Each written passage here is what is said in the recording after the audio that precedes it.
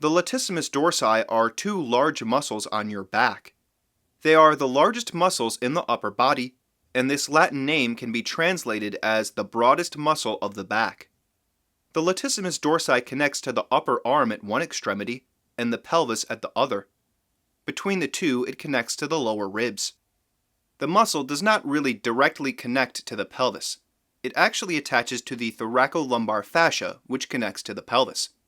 Since the latissimus dorsi is a large muscle that attaches to the thoracolumbar fascia, it's of great interest to us. Most people keep their latissimus dorsi shortened. We can understand the effects of this if we simply imagine the muscle shrinking. Since the muscle attaches to the back and the arm, shortening will pull the arm in towards the body, narrowing the shoulders. The muscle also covers a distance from the back of the body towards the front. If we shorten the muscle in this plane, your arm will be pulled back. This is what we've been looking at already in this series, the pulling back and in of the arms that is extremely common. Because of that back and in trajectory, the upper arm is rotated, and the elbow will end up pointing back. But the other end of the latissimus dorsi is obviously affected as well. The shortening of the muscle will pull the back of the pelvis forward and up. We've looked at this too many times. This is that tilting of the back of the pelvis, which causes the iliacs to spill forward and down, and the lower sacrum to be rotated back and up. There are a couple of ways we can look at this problem. First, where is the back of your arm in relation to the back of your pelvis? Optimally, the back of the arm would be well forward of the back of the pelvis, but that's not what you'll commonly see. To start to work with this, stand a few feet from a wall facing the wall. Put one palm against the wall at shoulder height, in the way we've described before with the elbow lower than the hand. Put your other palm on the upper end of the back of your pelvis. Move the top of the back of your pelvis down and back, but make sure your other arm with the hand on the wall doesn't move backwards in space at all. Pay close attention that the upper arm does not move back during this adjustment. Once you are having success in making this movement, put both hands on the wall. Make the adjustment to the top of the back of the pelvis again, and remember to keep the back of your arms forward.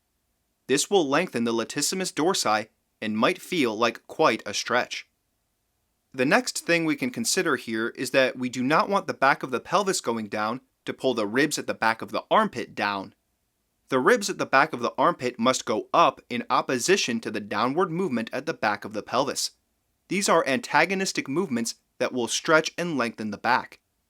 Coordinating these movements together is absolutely crucial for making progress in lengthening your back. We must be aware that pulling the ribs at the back of the armpit up will tend to make us tilt the back of the pelvis in the way we do not want.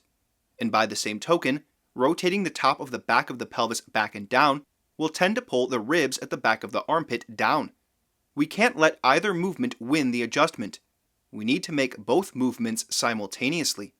That is how we will lengthen the muscle and also the fascia. The last thing we will consider on this today is that we can use the idea that we want to keep space between the back of our arms and our lower ribs, or we can also say between the back of the elbows and the lower ribs. Remember, the back of the elbow is not the tip of the elbow if your arm is correctly oriented. We can see that for most people, the back of the elbow is behind the lower ribs. To make space between them, you will need to move the elbow forward, and the lower ribs are going to have to go back.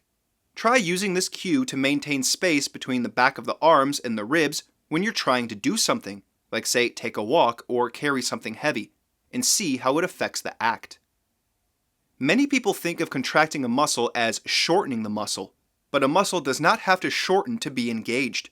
You can lengthen a muscle even when it contracts if you direct the bony structures that the muscle is attached to move apart during the contraction. This is called a lengthening contraction, and it's what we want to apply to the latissimus dorsi. We want to engage the muscle in its full length. While lengthening the fascia of the body is what's at the basis for our model of good posture, our muscles function in a way that is not all that different from fascia.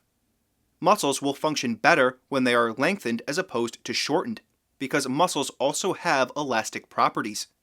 When a muscle is lengthened, it can use the inherent elastic resistance in the tissue instead of having to rely solely on the strength of the muscle.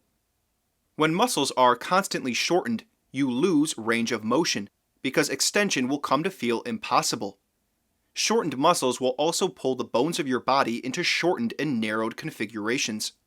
But when we lengthen both the fascia and the muscles, there is no slackness that must be overcome to use the muscle. So you can use yourself efficiently instead of overworking your muscles and ending up fatigued and strained. In the next episode, we'll take a look at the hands. You'll find that in most posture pictures that the people have their hands curled up. Is this appropriate? Or does it appear that people's hands are suffering from the same kind of problems we've seen in the rest of the arm? Join me next episode, and we'll get into the nitty-gritty of the hands.